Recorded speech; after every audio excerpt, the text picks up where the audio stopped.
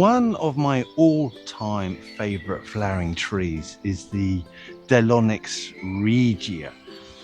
Delonix is Greek for conspicuous claw and relates to the flowers, and I will show you what one of those looks like in detail. And regia means kingly, royal, but it has a number of common names. I'm sure you've heard the flamboyant tree, the Royal Poinciana, the peacock tree. It's just a wonderful flowering thing. Now, the trouble is, it doesn't grow in the UK because it is strictly a tropical tree, even though we do know that mature established specimens can take very, very light frost, but even so, you just can't grow it here in the UK. It will never just be a light frost. So this video is about the 5 mistakes for you to avoid when it comes to growing Delonix regia. It's lovely, I love it.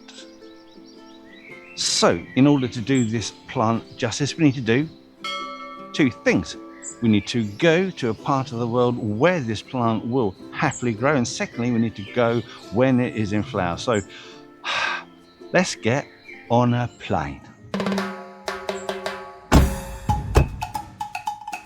How is your meal?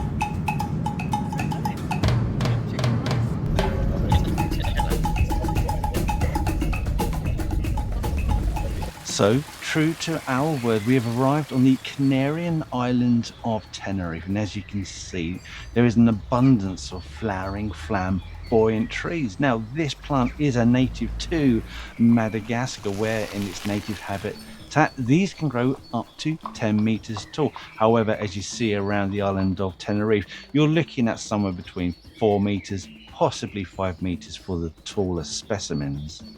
Now, the flowers are very interesting. There is some fantastic detail in them. They can appear either red to orange and quite large, somewhere between about 3 and 4 inches in diameter. They are formed in corymbs at the end of the branches, and you have 4 equally spaced petals with one upright petal known as the standard, and that is mottled with yellow or white spots. A really, really lovely thing.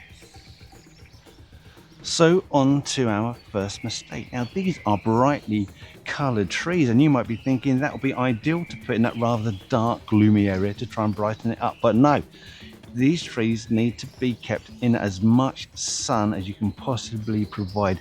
You need to provide an absolute minimum of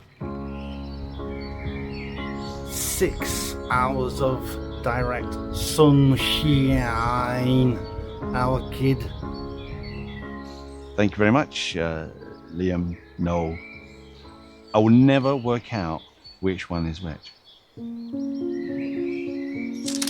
Mistake number 2 is to do with your soil. They will not cope with poorly drained soil. Heavy soils, waterlogged soils, you just can't do it. They will struggle, they will become stressed, they will then become prone to taking on fungal infections through the root system. You absolutely, positively must grow these in a well-drained soil or a free draining soil. They can be watered as much as you like. Well, we'll talk about that in a minute. Just so long as that water can drain away and you have plenty of air pockets left in the soil for the root system to breathe. They do breathe. Oh, hold on a minute. If you're finding this video useful or even just mildly amusing, then don't forget to click the thumbs up, press on that subscription, and if you want to be notified of whenever we release a new video, then click on that notification bell. It helps us more than you know, and it allows us to do stupid visits like this in the future. Anyway, let's continue to find out what old boiled butt has to say. Put my bloody glasses back on. Too hot, too sunny. It's too lovely. Mistake number 3 is again to do with the roots. There will be another mistake regarding the roots shortly. While these are young plants trying to establish their root systems, they will require a decent amount of water, which is fine because you've already planted it in a well-drained soil. Now, this is fine when they are young, but as these plants mature, you need to cut that water back because Once they do become established, they become much more drought resistant, and overwatering will cause its own problems. So you've got to be quite careful, especially if you've got irrigation on them. You've got to treat them differently as young saplings as you would do when they're mature. So be aware of that to save treating it the wrong way around and probably killing your plants. You don't want to be a plant murderer, do you? I believe I've spent enough time in the company of death.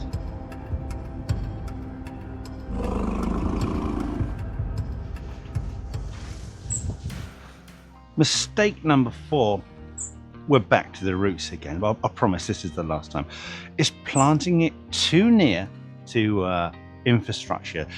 Flamboyant trees produce these quite shallow, quite thick, strong roots that run out. You need to make sure that you've got at least 3 meters distance clear from when you plant your tree to whatever's next to it. Otherwise, it will damage foundations, it will lift paving, it can be an absolute pain in the neck. You really don't want to be in that position. So always make sure wherever you're planting these, it's got the root space to accommodate it without causing expensive damage to buildings or infrastructure.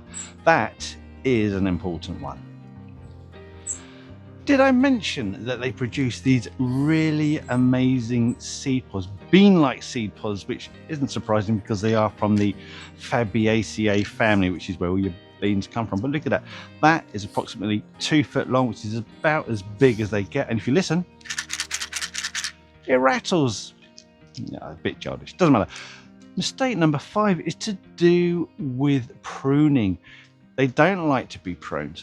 They will become stressed, they can become shocked, it will reduce your flowering. But worse than that, the architecture of this tree is absolutely stunning. It looks like it's straight off the plains of Africa with that sort of low, long, stretching habitat. You start pruning it, you're going to ruin that shape, it's going to be awful.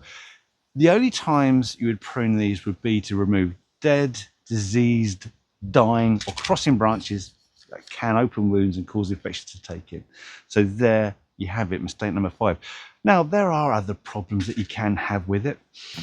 And if you know these, put those in the comments. We'd love to hear from you, and it gets that out there. But it's a fantastic plant. It's salt tolerant. It's perfect in a maritime position. It's tropical to near tropical. So it's such a popular plant. It richly deserves its title of regal king-like. Like I say, I absolutely love it. Anyway, thanks for watching. I'll see you in the next video. Goodbye. One day it's just going to fall apart and be seeds everywhere. What a shame. Right, now, just before you go, if you want to see more content, more behind the scenes stuff, and images that I've taken of some weird freaky plants over the years, then you're in luck, because we have created an Instagram page. So you can find the link in our description, you can find the link on our main page, and if I'm clever enough I might be able to get a link somewhere up there. Anyway, thank you for watching, and if you want to see more YouTube stuff, then check out this video here. That's quite a good one. And if it doesn't float your boat, then another one right there. And enjoy these while I've still got the strength, imagination and aptitude to make them. Thank you for watching. Goodbye.